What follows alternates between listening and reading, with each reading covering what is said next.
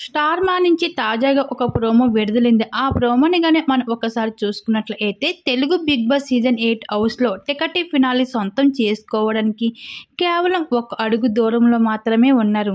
అయితే ఈరోజు ఫైనల్ కంటెండెంట్ టాస్క్‌లో అయితే వితికా షేరు పునర్నవి అయితే రావడం అయితే జరిగింది బిగ్ బాస్ హౌస్‌లో.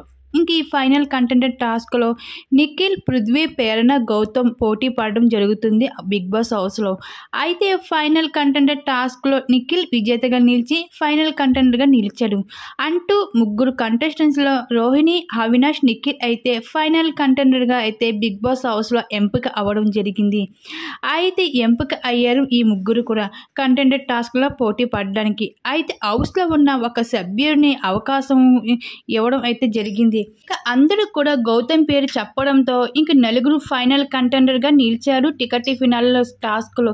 ఇంక ఈ విధంగా టికెట్ ఫినాలే సొంతం చేసుకోవడానికి అయితే ఈ నలుగురు అయితే పోటీ పడడం జరిగింది. ఇంక చివరికి అయితే ఇంక నిఖిల్ విజయం సాధించి మొదటి ఫైనలిస్ట్‌గా అయితే బిగ్ బాస్ హౌస్‌లో నిలవడం అయితే జరిగింది. ఈ టికెట్ ఫినాలే టాస్క్‌లో సొంతం చేసుకుని ఈ విధంగా బిగ్ బాస్ హౌస్‌లో నిఖిల్ విజయం సాధించినట్లుగా తెలుస్తుంది. దీనిపై మీరేమనుకుంటున్నారు? మీ అభిప్రాయం తప్పకుండా కామెంట్ సెక్షన్‌లో షేర్ చేసుకోండి.